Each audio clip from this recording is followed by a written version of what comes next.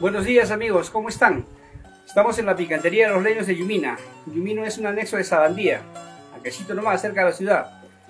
Hoy día vamos a preparar la chicha de Guñapo. Les vamos a enseñar cómo hacemos la chicha acá en Arequipa, nuestra chicha ancestral.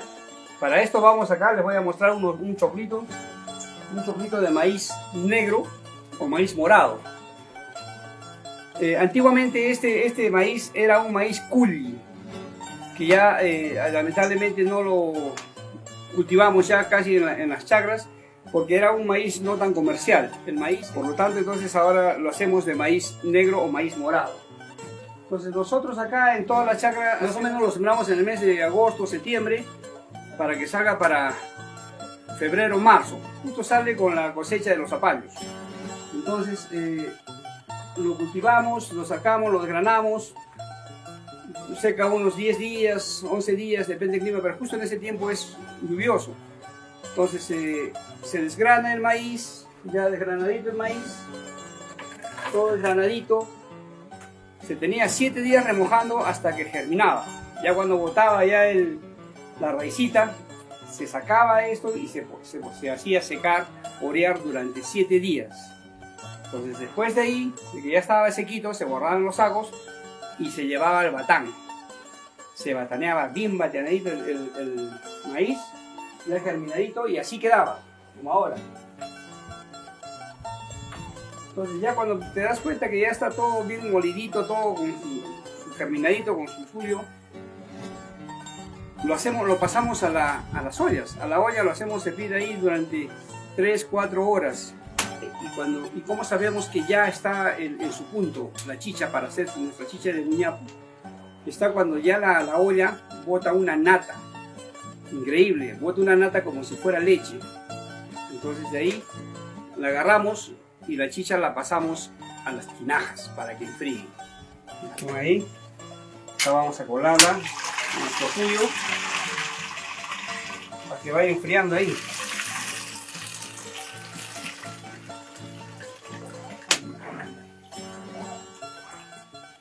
Vamos a ir. Ya enfrió nuestra chicha en la tinaja. Ya está en la chomba. Normalmente si la chomba está borracha, le decimos cuando ya está bien añeja, la chicha madura de un día para el otro. Si no, 2 días. Entonces después de que ha madurado la chicha, ya está así. Ya está amigos, ¿ves? Salud por Arequipa. Hasta los portales. Les voy a contar los 3 tipos de vasos que tenemos acá en Arequipa. Tenemos el caporal, que es de 1,5 litros. Este tomaban normalmente los gañanes en la chacra. Tenemos el cogollo, que es normalmente de 1 litro.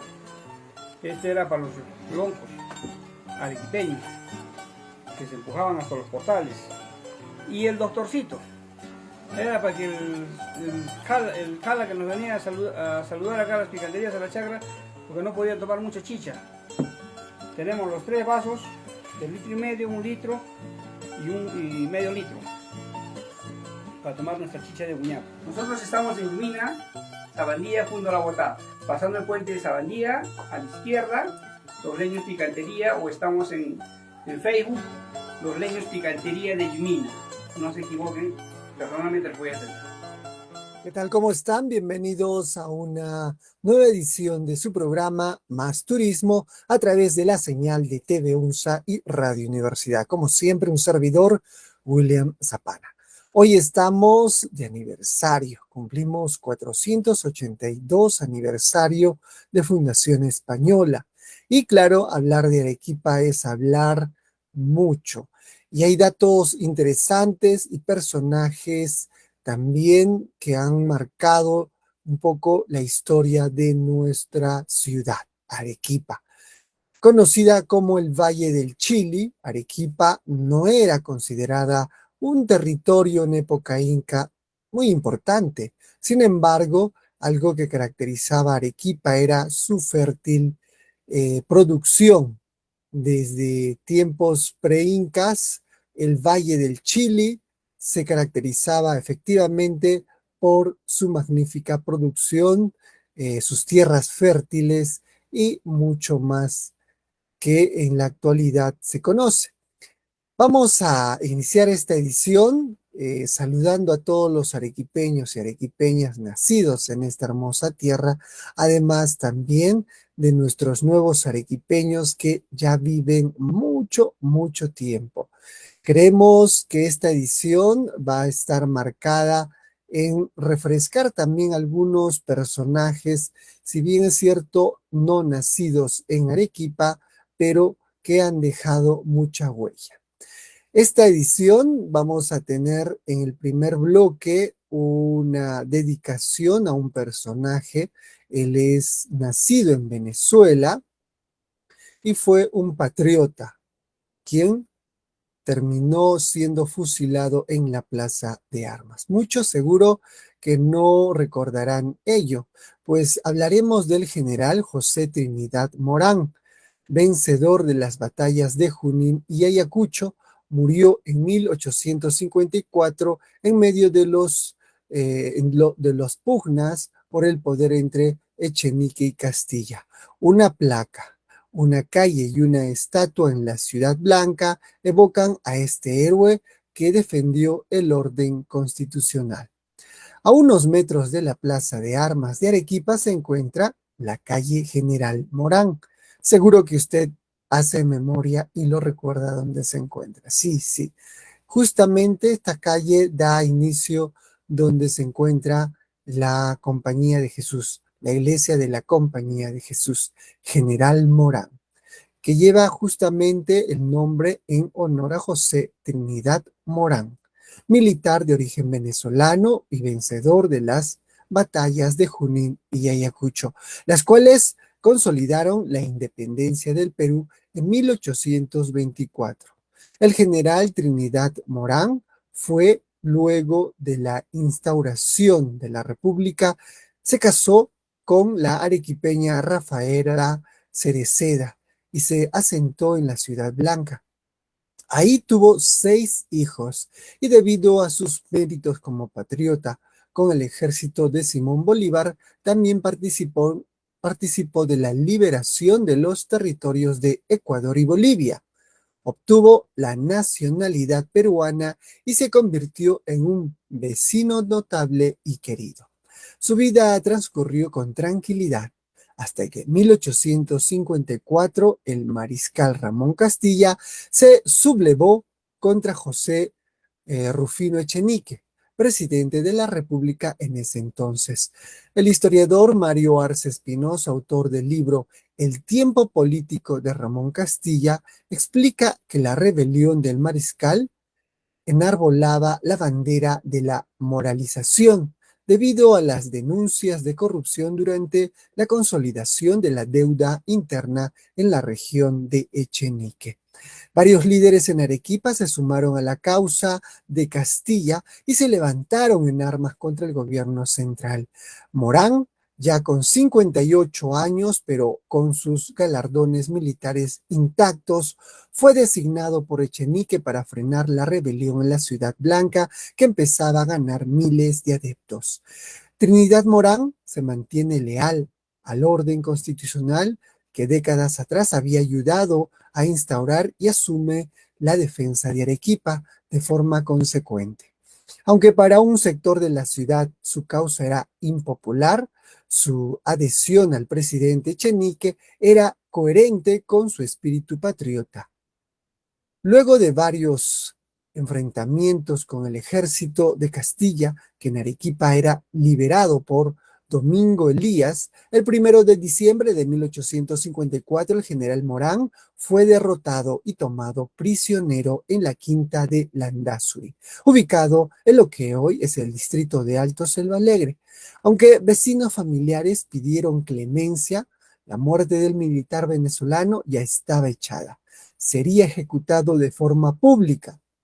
Según precisa Jorge Basadre en el tomo 4 de su monumental Historia de la República del Perú, días atrás de su captura, Elías ya le había advertido al suegro de Morán, Buenaventura Cereceda, que no tendría compasión en caso fuera vencido en batalla.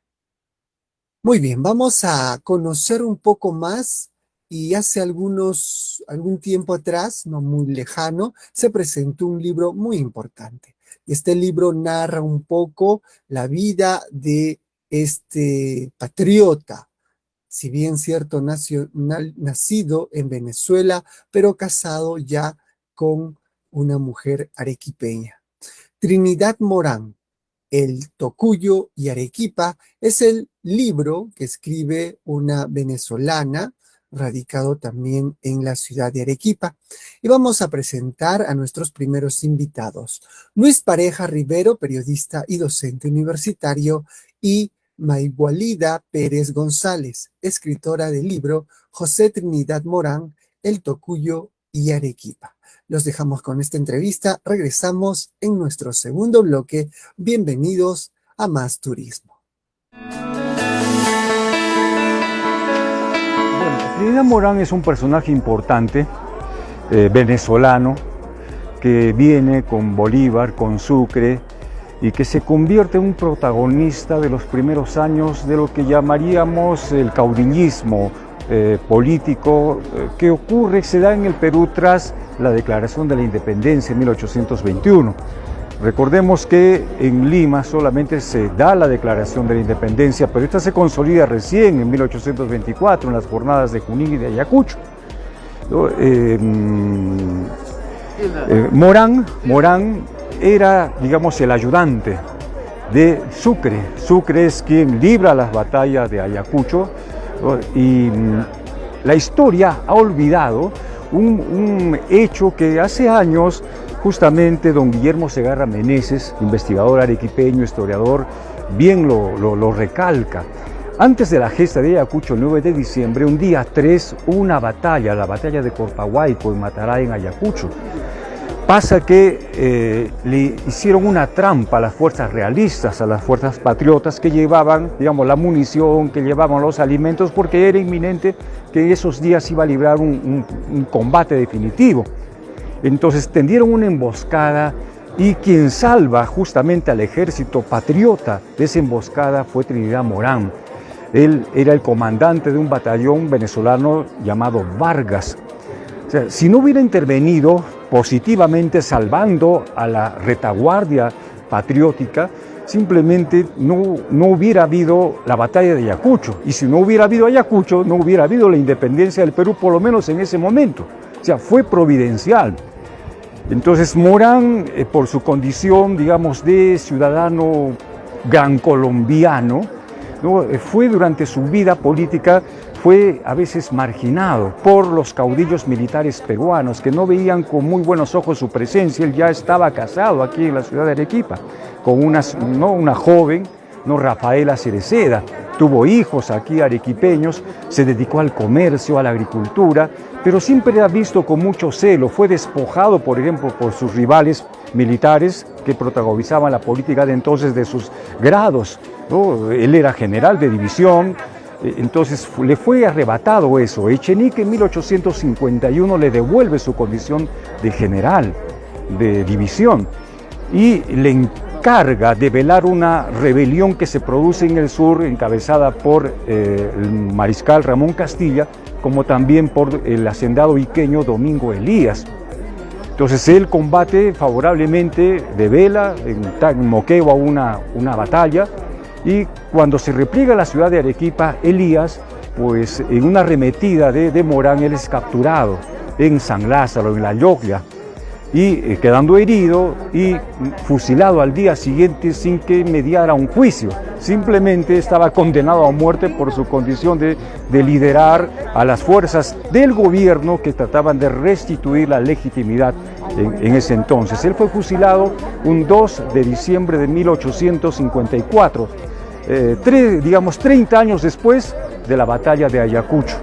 El fusilamiento pues se produce en un marco de mucha congoja de los arequipeños, ¿no? Una marcha que hoy es la marcha patriótica de Morán justamente recuerda, ¿no?, el desenlace fatal para este personaje que ha marcado de alguna forma la historia del Perú. Digamos, la admiración hacia Morán se puede encontrar en muchas cosas, por ejemplo el busto, la estatua que se ubica hoy en la calle León 13 y que en 1926 fue mandada a colocar en la entonces Avenida Leguía, hoy Avenida Ejército, primero en el óvalo de Grau, luego donde se ubica actualmente el mariscal Ramón Castilla, ¿no? De alguna forma nos pinta, ¿no? la raigambre que tuvo este personaje. El teatro también es otro aporte, es un poco raro, ¿no? Pero un militar apegado a la música, al teatro, de alguna forma nos describe el nivel que tenía este personaje. Él compra ese inmueble, adquiere los derechos, porque allí hubo un teatro primigenio, pero él construye una infraestructura inicial que sirvió para que no solamente se presentaran obras teatrales, sino musicales, zarzuela, y que claro, tras su muerte fue vendido para que hasta el día de hoy, ¿no?, permaneciera, justamente por la presencia del teatro y de Morán, porque ahí quedaba justamente su domicilio también en ese local. Es que años después se le cambia el nombre, ¿no? Era la calle del teatro, precisamente el Teatro Fénix, ¿no?, a la calle General Morán, como la conocemos el día de hoy. Buenaventura Cereceda, digamos, era un hacendado arequipeño, un personaje muy notable en la época. Tenía muchos, bueno, la agricultura siempre ha sido la actividad fundamental acá en la campiña arequipeña. Y don Buenaventura Cereceda era un personaje de cierta raigambre, ¿no? Aquí en el medio, justamente una de sus hijas, la segunda de ellas, Rafaela Cereceda, es la que contrae nupcias con Trinidad Morán en octubre de 1825 precisamente. Es el amor el que atrapa a Morán aquí y queda, ¿no?, hasta el día de su muerte en la ciudad de Arequipa, ¿no?, porque muchos gran colombianos regresaron, pero él, por esa causa del amor, es que permanece en esta ciudad. Morán fue, digamos, un héroe de la independencia, no solamente de Venezuela, ¿no?, de Colombia hoy, de Ecuador, del Perú y de Bolivia. O sea, hablamos de un libertador de 5 países. Recordemos que el sueño de Bolívar era construir, ¿no?, un gran país, la Gran Colombia. Obviamente eso fracasa por revoluciones iniciadas en Colombia, en Venezuela, en Ecuador, que se independiza en 1830. Entonces todo ese sueño bolivariano pues ha quedado ya hecho añicos, ¿no?, en la actualidad. Todo buen arequipeño en realidad tiene que leer un conjunto de obras fundamentales. Esta de María Nieves y Bustamante, periodista, escritora, creo que nos obliga un poco a leer este documento porque describe uno de los hechos más funestos. Es probable que Arequipa estuviera equivocada en ese momento, pero no por ello ser bombardeada por el presidente de turno en esa época, el mariscal Ramón Castilla, durante su segundo periodo de gobierno. Arequipa se alza en contra de la constitución, digamos, liberal que promovió el régimen de ese entonces, y bueno, pues durante 8 meses fue ocupada, ¿no?, y las batallas se libra justamente, la batalla decisiva justamente en la calle Santa Rosa, ¿no?, en San Pedro, ¿no? Allí, por ejemplo, es donde vamos a tener pues a personajes como un anónimo, que en realidad no sabemos quién era Jorge. Ese secreto se lo lleva María Nieves y Bustamante, pero tenemos a muchísimos arequipeños que ofrendaron su vida en esas jornadas. A consecuencia de eso, Arequipa perdió el estatus de departamento. Por ejemplo, eso es algo que los arequipeños no lo conocemos. Fue bombardeada durante 8 meses desde Sachaca, y están los documentos, esto no es ficción.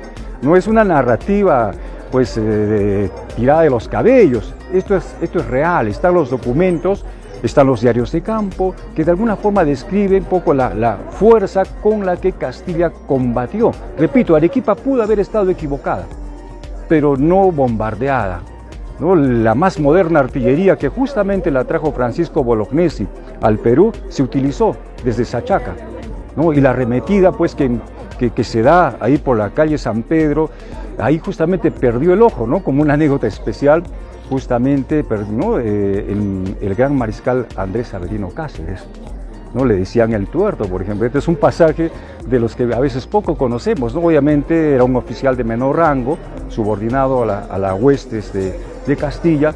Entonces yo creo que esta es una invitación para que las nuevas generaciones, y sobre todo en los hogares, ¿no?, la escuela, un poco pongamos la vista, ¿no? Es cierto, hay que leer la historia general, la historia nacional, pero no debemos darle espalda también a la historia de Arequipa, ¿no? Que está llena de muchas páginas de dolor, pero también de gloria. Resaltar la vida del general José Trinidad Morán, un hombre que estuvo ligado a Arequipa a través del amor. Se casó con María Rafaela Cereceda, tuvieron 6 hijos, de los cuales 3 solamente llegaron a edad adulta, y fue un hombre muy, muy querido en Arequipa. Esta portada la hizo mi nieta, que es estudiante de artes plásticas. Esta es la Catedral de Arequipa, el Misti, la iglesia del Tocuyo y José Trinidad Morán. Y aquí adentro, este es un dibujo que hizo la chosna de José Trinidad Morán. Los chosnos son los hijos de los tataranietos. Y escribió esto. Y este es la portada del primer libro de José Trinidad Morán que escribió su nieto, Alfredo Guinassi Morán. Este libro se publicó en Arequipa en 1912. Bueno, aparte de toda su vida, todas las fotos de su familia, de los descendientes de Trinidad Morán. Está el árbol genealógico. Esta es su esposa, María Rafaela Trinidad Morán. Estos son sus 2 hijas y el esposo, su nieto, que se enlazó con las mejores familias arequipeñas. Estos son lo que tiene la familia, sus medallas, sus condecoraciones, las estatuas. Hay originales de las cartas de Sucre. Este es el Panteón Nacional de Venezuela. ¿Dónde está? Donde está Trinidad Morán enterrado. Estos son cuando sacaron sus restos. Aquí está Francisco Mostajo. Hay familiares de Trinidad Morán. Me llamó mucho la atención cuando llegué a Arequipa que había calle Morán, estatua Morán. Cuando los libros de historia decían José Trinidad Morán nació en el Tocuyo y murió en Arequipa, Colombia. No lo relacionaba yo con Venezuela y yo soy historiadora venezolana. Ahí pues me llamó la atención, aparte de que fue un hombre muy, muy querido. Lo he estudiado desde que yo estaba en la universidad, porque fue un militar muy probo, honesto, con a capa cabal. Y más su historia, que lo asesinaron muy ignominiosamente. Pues que él se retiró aquí en Arequipa, que se casó, compró el teatro, el único, se llamaba el teatro, que hoy en día es el Teatro Fénix, el único teatro que tenía Arequipa. Era un hombre que le gustaba la música. Nació en el Estado Musical de Venezuela, el Estado Lara. Y bueno, se casó aquí, tuvo sus hijos, se retiró, fue un hombre amado por el pueblo y él amaba Arequipa. Lamentablemente pues lo asesinaron por causas que ahí las van a leer. Son sísmicas, las dos tienen construcciones coloniales, cultivan la cebolla. La mejor cebolla venezolana es la cebolla del estado del Tocuyo, igual que aquí. Me imagino que eso en su época lo recordaría él, su tierra, pues. Que se sientan orgullosos de todo el mundo, tanto los venezolanos como los peruanos debemos sentirnos orgullosos de Trinidad Morán.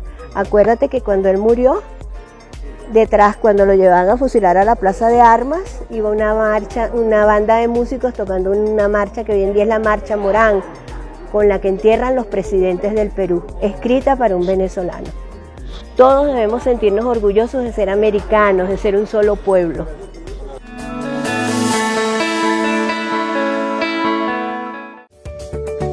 UNSA presenta su decálogo de ecoeficiencia. Hacemos un uso eficiente de la energía eléctrica. Reducimos el consumo de papel y material de oficina. Hacemos un uso eficiente del agua. Reducimos y segregamos adecuadamente los residuos sólidos. Usamos combustible más amigable con el ambiente. Promovemos el uso de energías renovables. Cuidamos la biodiversidad y áreas verdes. contribuimos a mejorar la calidad del aire.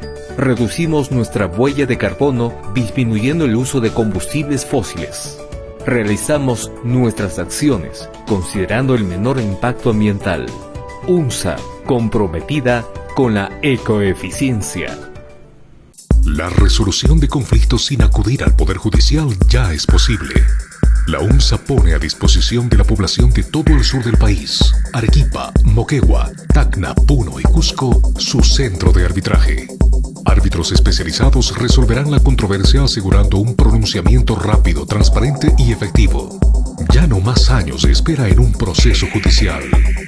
Contamos con un staff de árbitros especializados en contrataciones con el Estado, derecho civil, laboral, financiero, corporativo, construcción, consumidor, energía, inversiones, societario, comercio internacional y próximamente brindaremos el servicio de Junta de Resolución de Disputas. Llámenos al 220846 o al 975-719013. Calle Moral 316.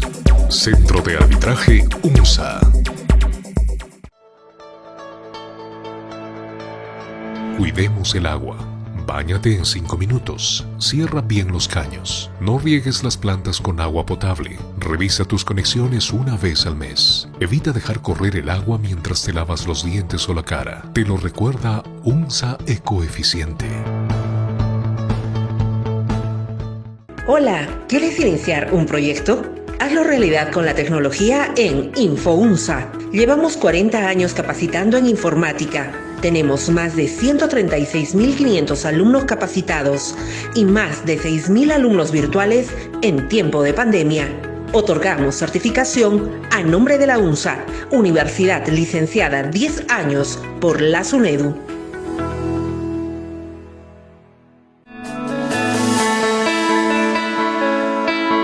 Y después de gozar un poquito con las melodías y unas tradiciones en nuestros videos de inicio de bloque, queremos saludar una vez más a nuestra ciudad.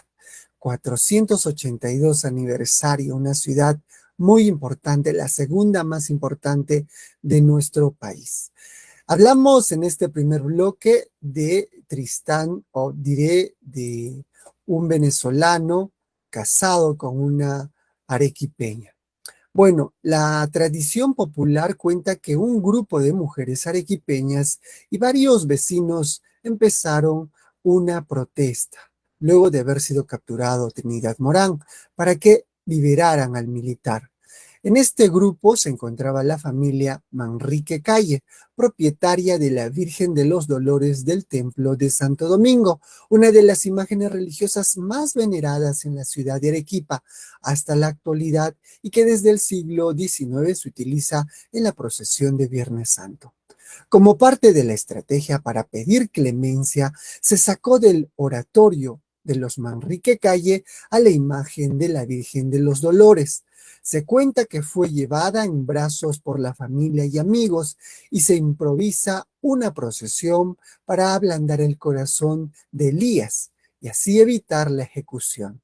Indica Roberto Lazo Zapata, mayordomo de la Hermandad de los Caballeros del Santo Sepulcro del Templo de Santo Domingo. A pesar de los ruegos y de la figura de la Virgen, Domingo Elías no cambió su determinación y ordenó fusilar al prisionero. Sin juicio de por medio, la ejecución de Morán tuvo lugar ese mismo día en la Plaza de Armas de Arequipa. Previamente fue paseado por las calles de la ciudad como un escarmiento al resto de simpatizantes de Chenique. Incluso, en medio de este recorrido, el prisionero pasó por las calles del teatro, en donde se encontraba su casa.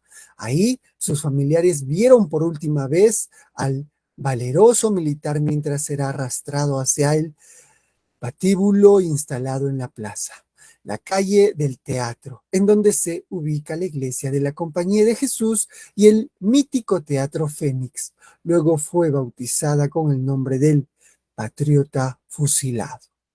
Lazo indica que cuando el cadáver de Morán fue entregado a su familia y puesto en un cajón, la Virgen de los Dolores lo acompañó en el trayecto. Los amigos, vecinos y compañeros de armas del militar acompañaron al séquito detrás de la Virgen.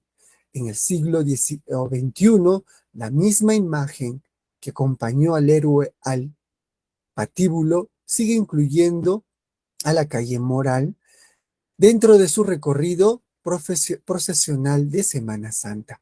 Hoy, otro dato, esta vez musical, que enlaza la imagen sagrada con el general venezolano. La Marcha Morán, melodía que acompaña los restos de los militares y policías caídos en su camino al sepulcro, se compuso en honor o en homenaje a Trinidad Morán. Según Basadre, la marcha evoca a este guerrero leal y caballeroso con una tristeza que resume todas las tristezas de la historia republicana en el Perú. Muy bien, creemos que dar y recordar también un tiempo a figuras que fueron parte de la historia de Arequipa es muy importante y en este aniversario de Arequipa. Vamos a continuar con el programa y en esta oportunidad hablaremos y conoceremos de otro personaje no nacido exactamente en Arequipa, pero estuvo viviendo un tiempo corto en la ciudad. Se trata de una mujer, Flora Tristán. Ella nació en el año de 1803 y murió 41 años después.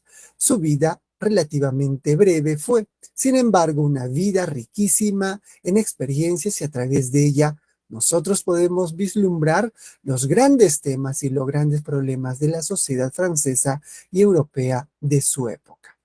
Vamos a presentarles nuestros segundos entrevistados. Luis Pareja acompañó en la primera edición. Ahora les vamos a dejar con el director de la Biblioteca Municipal de Arequipa, Mario Romelarse, quien nos narra brevemente un trayecto de Flora Tristán. Sin embargo, nos habla además de algunos personajes ilustres de Arequipa. Y si usted, señor amigo televidente, es amante de la lectura, preste atención a algunas recomendaciones de libros que el director de la Biblioteca Municipal de Arequipa, Mario Romel, nos recomienda. Regresamos en la parte final. Sigan en la sintonía de TV UNSA y Radio Universidad.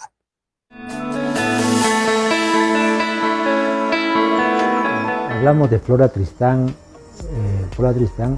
que nació en Francia, pero estaba muy vinculada a Arequipa porque su padre era Mariano Tristán y Moscoso, hermano de Pío, que fue un personaje gravitante en la política arequipeña de comienzos del siglo XIX.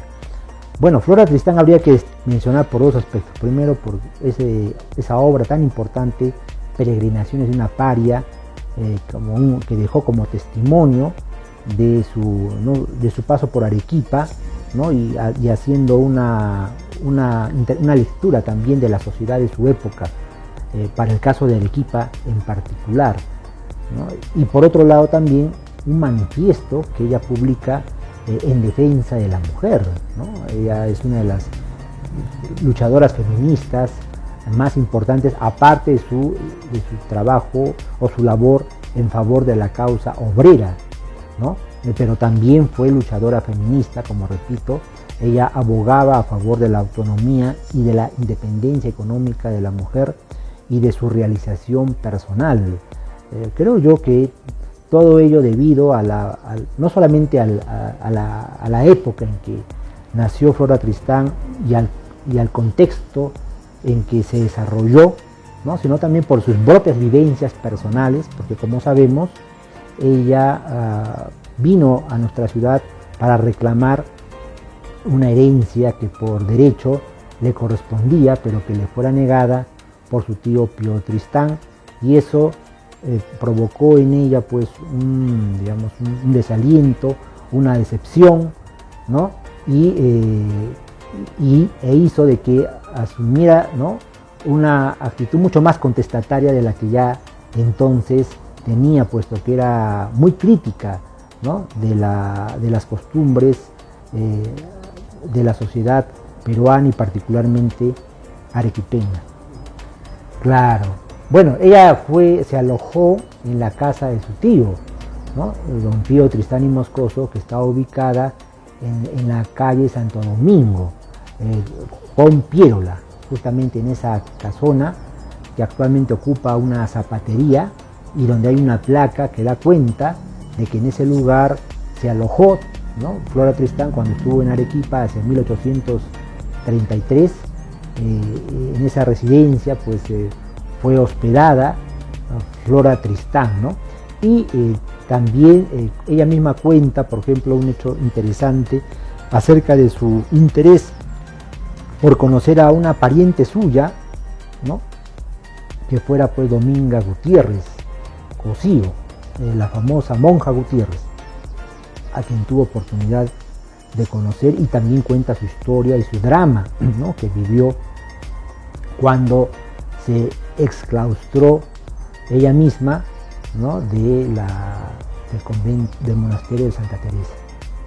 Bueno, recuerdo sus comentarios acerca de los carnavales, ¿no? De Arequipa. Ella decía de que no entendía por qué razón, ¿no? La gente seguía participando en los carnavales a pesar de los heridos y contusos que dejaba como saldo, ¿no? Estas fiestas paganas. Era una mujer liberal, por supuesto, pero como dije, pues era muy crítica de la sociedad de su tiempo, ¿no? Particularmente la arequipeña. También tenía comentarios acerca de la propia comida local, ¿no? Y de las costumbres de la élite arequipeña, ¿no? Entonces yo creo que como testimonio es muy valioso, se puede contrastar evidentemente con otras fuentes, con otros viajeros que también estuvieron en Arequipa por esa época y posteriormente, ¿no? Entonces esos testimonios de viajeros, si cabe ubicarla también en ese ámbito, ¿no? de estudio, es muy importante para entender las costumbres y tradiciones de Arequipa, ¿no? Hay una novela incluso de Mario Vargas Llosa, El paraíso en otra esquina, ¿no? Que está relacionada a la historia de Flora Tristán y la historia de su nieto, el pintor Paul Gauguin, ¿no? Entonces, en ambos planos, él juega con el tiempo, tanto de la época de Flora como de la época de su nieto. Y es una de las novelas, por ejemplo, que en alguna parte está dedicada, o sea, está ambientada en Arequipa, ¿no? Bueno, hay muchos autores que han contribuido a la creación del imaginario arequipeño, ¿no? Empezaríamos citando al deán Juan Gualberto Valdivia y sus memorias sobre las revoluciones de Arequipa, publicado en Lima en 1874, ¿no? Es un texto fundamental en ese imaginario popular arequipeño y también en la narrativa histórica para la construcción de la identidad arequipeña, ¿no? Otro texto importante es Arequipa de Jorge Polar, publicado en 1891. Es una obra igualmente trascendente desde el punto de vista de que en la primera edición hace una recopilación también de otros autores, de otros textos relacionados a Arequipa, ¿no? Como Francisco Javier Delgado, Mariano Ambrosio Cateriano, por ejemplo, son autores que él reproduce en esta obra titulada Arequipa, pero también habla de las tradiciones que existían para aquella época, del fervor religioso de Arequipa, de sus grandes personajes arequipeños del río Chili, ¿no? Hace una descripción, porque de eso se trata, una descripción de la propia ciudad, y acuña una palabra que se ha inmortalizado, no en vano se nace aquí de un volcán, que justamente está contenida en esa obra, ¿no?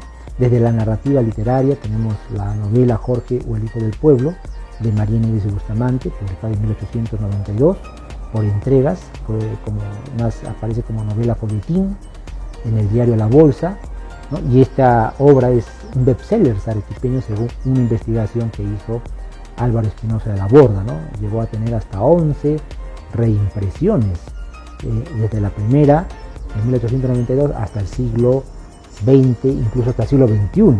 Que ha sido la última de sus reimpresiones o reediciones de de esta novela que a lo largo del tiempo se ha convertido en una novela que retrata la idiosincrasia del pueblo arequipeño, ¿no? Y bueno, ya para el siglo XX podríamos citar las memorias de Víctor Andrés Belaúnde, que son muy valiosas, Trayectoria y Destino, en 2 tomos, aunque la primera, que es de 1960, si no me equivoco, 61, recuerdos son Arequipa de mi infancia, así titula, ¿no? Donde hace una descripción igualmente estupenda, es un retrato de Arequipa, de la Arequipa de su época, de comienzos del siglo XX, ¿no? Y también de la segunda mitad del siglo XIX, donde se remonta a sus antepasados y nos transmite muchas tradiciones orales de lo que fueron estas familias tradicionales de Arequipa, como los Díez Canseco, los Vargas, ¿no? Luna Pizarro, Corbacho, familias emparentadas a Víctor Andrés Belaúnde Díez Canseco. Nos habla de la religiosidad del pueblo arequipeño, nos habla también del mundo jurídico de Arequipa, de su literatura, ¿no? De la literatura arequipeña, en fin, de las procesiones. Recoge varios aspectos de la vida cotidiana y de la sociabilidad en Arequipa. Igualmente podemos mencionar también en esta línea la obra de Javier de Belaúnde Ruiz de Somocurcio, Político por vocación, que son sus memorias, y donde también nos brinda información muy importante sobre Arequipa y sus costumbres y tradiciones. Y obviamente el aspecto político, ¿no? O sea, cómo Arequipa, el caudillo colectivo de Arequipa jugó un papel muy importante en la historia de nuestro país. Lo propio también apunta Víctor Andrés Belaúnde, pero para la segunda mitad del siglo XX, Javier de Belaúnde pues nos cuenta detalles del movimiento popular de junio de 1950, de los sucesos de diciembre de 1955 y hechos posteriores a ese año. Otro libro que también es importante y se publicó más recientemente es el del doctor José García Calderón Bustamante, Trajinando Recuerdos, publicado por la Fundación Bustamante de la Fuente, donde igualmente se habla, ¿no? De la Arequipa de su época. Hay muchos recuerdos familiares, pero también de tradiciones arequipeñas, ¿no? Y también mencionaría el libro de Manuel J. Bustamante de la Fuente, La Monja Gutiérrez o la Arequipa de ayer y de hoy, donde también hay aspectos muy interesantes acerca de la vida de Arequipa, ¿no? Por ejemplo, de algunos emprendimientos, por ejemplo, como la creación de la Compañía Cervecera del Sur, ¿no? O por ejemplo también habla de algunas causas célebres en Arequipa, del mundo abogadil o de los abogados en Arequipa, ¿no? En fin, cuenta muchas anécdotas importantes, ¿no? Para la época en que vivió Manuel J. Bustamante de la Fuente en Arequipa, porque luego ya se radicó en la ciudad de Lima. En realidad hay una literatura muy amplia que se ha producido. Mario Polar Ugarteche, ¿no? Ese es un libro clave, La leyenda de Arequipa, que es un discurso que pronunciara el año 1985 y al año siguiente La Positiva publicara en un bonito trabajo, ¿no? Donde Mario Polar nos cuenta, pues, nos describe en pocas palabras qué es Arequipa, ¿no? Qué es Arequipa, incluso cita una conversación con Doris Gibson acerca de qué personajes habían nacido, por ejemplo, en Chavalla, que había producido Arequipa, ¿no? Había producido grandes acuarelistas, por supuesto, pero también caricaturistas, ¿no? Como Julio Mala Grenet, por ejemplo, o el propio Jorge Benatea Reynoso. En este día especial, aniversario 482 años de Fundación Española, dedicado justamente a personajes que vivieron, hicieron un poco de historia aquí en nuestra ciudad. Nuestro segundo bloque arrancaba con un poco de Flora Tristán y algunos personajes ilustres de nuestra ciudad. Bueno, redondaríamos la idea de Flora Tristán, pues ella era hija de un militar peruano-español, vencido en el Perú. Justamente el Perú formaba parte todavía de España cuando Flora Tristán nació, y en su nacimiento fue ella quien lo descubrirá solo después, una tragedia, porque el coronel don Mariano Tristán no se casó guardando todas las formalidades. Estaba destacado en Bilbao, en donde conoció a una francesita, Teresa Laisney o Lainé, que había huido con toda su familia de la Revolución y se había domiciliado allí. Para un militar español, casarse con una francesa exigía un trámite, unos permisos, unas licencias que el coronel don Mariano Tristán no hizo, y su matrimonio, que se llevó a cabo gracias a un curita francés, también exiliado en Bilbao, no tuvo ningún valor legal. La pareja se trasladó a Francia y nació Flora Tristán, y cuando ella tenía apenas 4 años y medio, el coronel don Mariano Tristán murió de un síncope. Vivían en un barrio residencial de París, en una casa que Flora Tristán recordaría siempre como un paraíso, que seguramente con la vida difícil y sacrificada que tuvo, su memoria idealizó. Y entonces, como no tenía unos papeles que justificaba heredar esa mansión, Flora Tristán y su madre fueron arrojadas de ese paraíso y condenadas a vivir miserablemente. Y es que Mario Romelarse nos habla un resumen también de lo que aconteció. Después de mucho tiempo en barco, llega a Arequipa a reclamar la herencia de su familia paterna, su padre arequipeño también. Bueno, llega la utopía, ¿no?, de Flora Tristán, no se realiza, pero de alguna manera ella siembra una semilla que irá germinando poco a poco hasta que 1 siglo y medio después, muchas de las cosas en las que soñó, por las que luchó, pasan a formar parte ya de la realidad, o si no, de la realidad, de la agenda política, de las instituciones, de los partidos y de las personas democráticas del mundo. Flora Tristán había escrito Peregrinaciones de una paria, una radiografía de su propia experiencia, ¿no? Desde muy joven, casada y maltratada también en su matrimonio. Muy bien.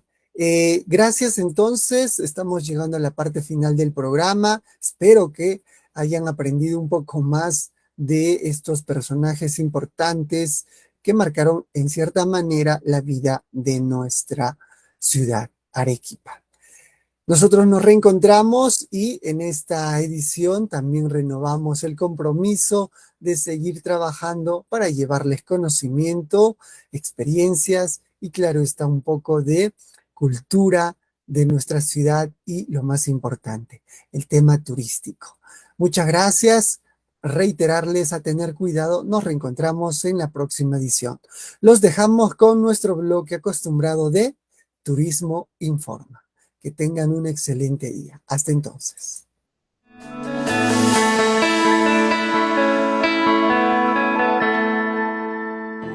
Una importante investigación científica se efectuó en la Reserva Nacional de Salinas y Aguada Blanca y que permitió descubrir la dieta del puma con color, máximo depredador altoandino, cuya dieta rara vez ha sido descrita en ecosistemas por encima de los 4.300 metros sobre el nivel del mar en la región Arequipa.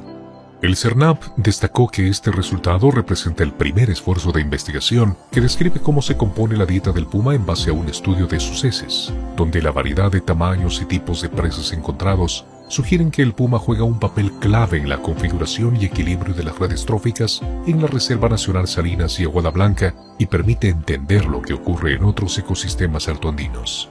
El puma desempeña un importante rol para el mantenimiento del equilibrio ecosistémico de los Andes. Cuando se alimenta de presas herbívoras, el puma controla sus poblaciones y su comportamiento, lo cual permite la regeneración de las pasturas naturales. De forma similar, cuando el puma se alimenta de depredadores medianos como el zorro, evita que estos incrementen sus poblaciones y sobreexploten a presas más pequeñas. Mediante el estudio de las heces del puma, se identificaron 10 especies como sus presas, desde pequeños ratones hasta grandes herbívoros como el guanaco. Las especies pequeñas y medianas fueron las presas más frecuentes, aunque los camélidos silvestres, vicuñas y guanacos aportaron la mayor cantidad de proteína. Se registró también la presencia de otros depredadores, zorros andinos, zorrinos y hurones y perros domésticos. La variedad de tamaños y tipos de presas de este depredador sugieren que el puma tiene un papel clave en la configuración y equilibrio de las redes tróficas del lugar donde habitan. Los hallazgos de esta investigación son útiles para entender el comportamiento alimenticio del puma en los ecosistemas altoandinos, lo cual a su vez nos permite tomar decisiones para conservar a esta especie con base en evidencia científica. Por esta razón, invitamos a los investigadores a seguir utilizando las áreas naturales protegidas como laboratorios para contribuir con el conocimiento de nuestra biodiversidad, resaltó el CERNAMP.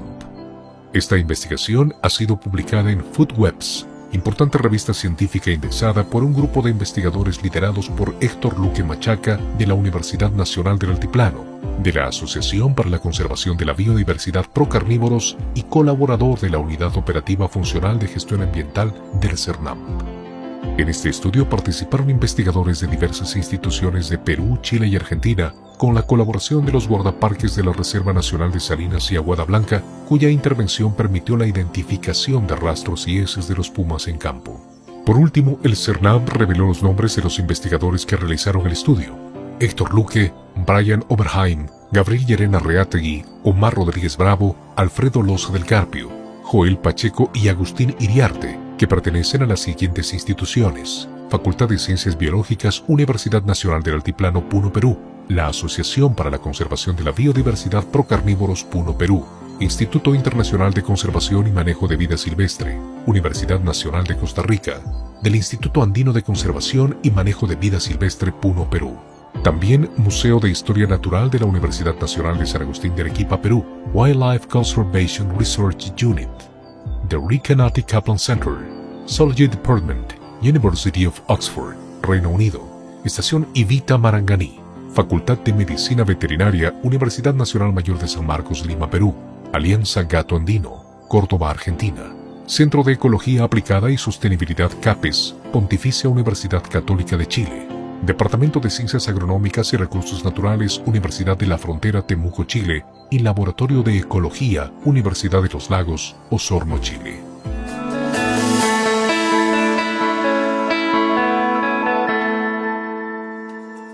El Ministerio del Ambiente conformará una mesa de trabajo con la finalidad de promover acciones conjuntas entre el Estado y la sociedad civil para la conservación y recuperación de las lomas costeras del país. Así lo anunció el ministro del Ambiente durante la visita de inspección del estado situacional de las lomas de Mangomarca en el distrito de San Juan del Urigancho, donde manifestó que en ese espacio de diálogo participarán diversas organizaciones ambientales, con las cuales se buscará recuperar y conservar dichos ecosistemas que son parte de nuestra cultura y contribuyen al turismo sostenible. En ese marco sostuvo que el MINAM promueve la revalorización de ese tipo de territorios y apoyará a las asociaciones organizadas que defienden el ambiente que tenemos alrededor de la capital, ya que, según manifiestan, hay invasores de terrenos que quieren apoderarse de estos lugares que han sido protegidos por nuestros ancestros. Durante esa jornada, el ministro Modesto Montoya dialogó con la presidenta de la Asociación Lomas de Mangomarca, Jovita Barzola, y algunos residentes de la zona, quienes le explicaron los trabajos que realizan para conservarla y sus acciones contra las invasiones. Los cerros deben ser cinturones verdes de la ciudad y no deben haber casas sino árboles, acotó Barzola. En tanto, Jerónimo Guayguas, dirigente de las Lomas de Paraíso en el distrito de Villa María del Triunfo, subrayó la necesidad de trabajar de manera conjunta a fin de que esos territorios no desaparezcan, pues no solo son lugares turísticos, sino también representan la cultura y son espacios abiertos para la investigación ambiental. Por último, el Ministerio del Ambiente resaltó que las lomas de Mangomarca albergan gran variedad de especies de flora y fauna como los petirrojos, los gavilanes, el gorrión, así como la flor de Amancaes, las begonias, entre otras.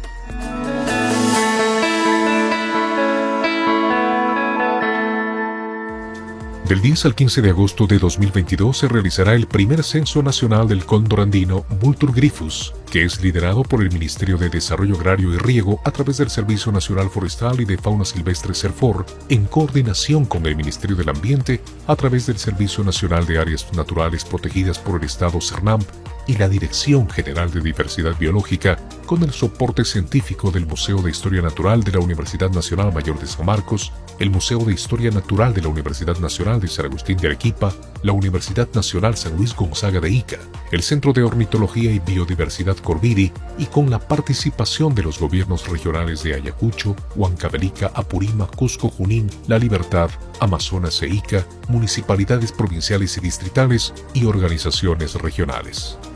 La realización del censo es de suma importancia y con la información que se obtendrá de esta actividad se podrá elaborar estrategias y realizar acciones de conservación más efectivas, localizadas y con datos actualizados. Garantizar la conservación del cóndor andino es asegurar que pueda seguir cumpliendo un importante rol en aspectos ecosistémicos, económicos y sociales. La importancia de la especie se evidencia porque garantiza que se puede impulsar otras actividades productivas sostenibles como el ecoturismo y actividades conexas, con lo cual se contribuye a la economía y al desarrollo de las comunidades locales y del país. Cumple un rol vital debido a que se alimenta de animales muertos, con lo cual mantienen limpios los paisajes silvestres.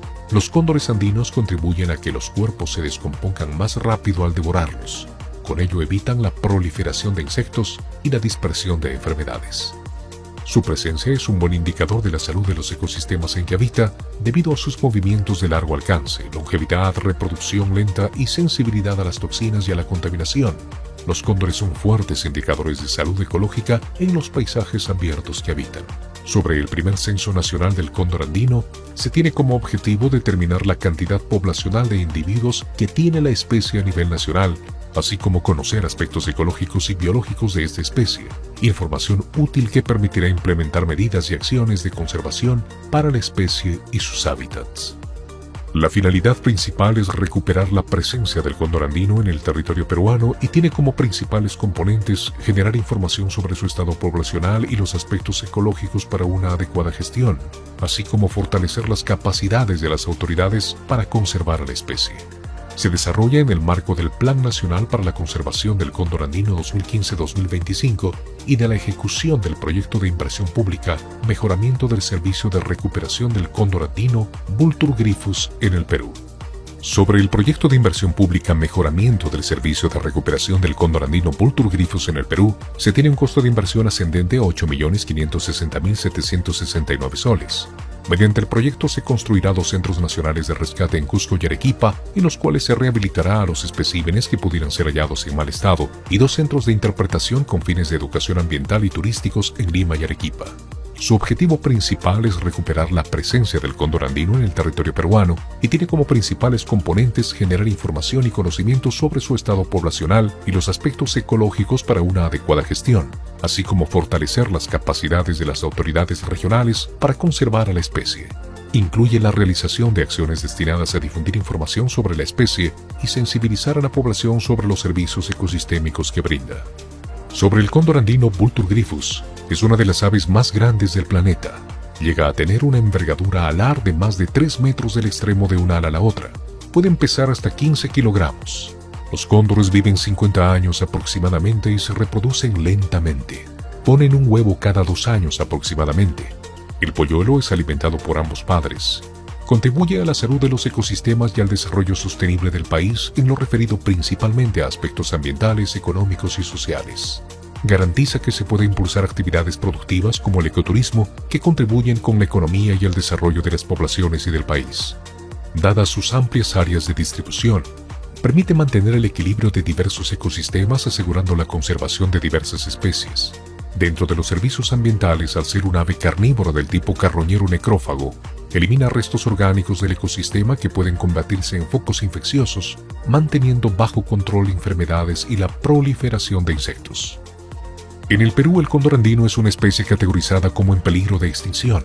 A escala internacional está protegido por la Conservación sobre el Comercio Internacional de Especies Amenazadas de Fauna y Flora Silvestre CITES y por la Convención para la Conservación de Especies Migratorias CMS, de las cuales Perú forma parte. Es una especie que es muy importante en la cosmovisión de los pobladores andinos del Perú y de toda la América Andina. Las principales causas de la reducción de sus poblaciones son la caza y captura ilegal para el uso de ejemplares en fiestas tradicionales y la comercialización de sus plumas y partes. Otras amenazas son la intoxicación y envenenamiento a los que son sometidos por la mala percepción que tienen algunos pobladores de esta especie, así como la disminución de la calidad de su hábitat. Es una especie muy conocida, popular y carismática. Su conservación puede atraer recursos para conservar a otras especies menos conocidas, especie bandera.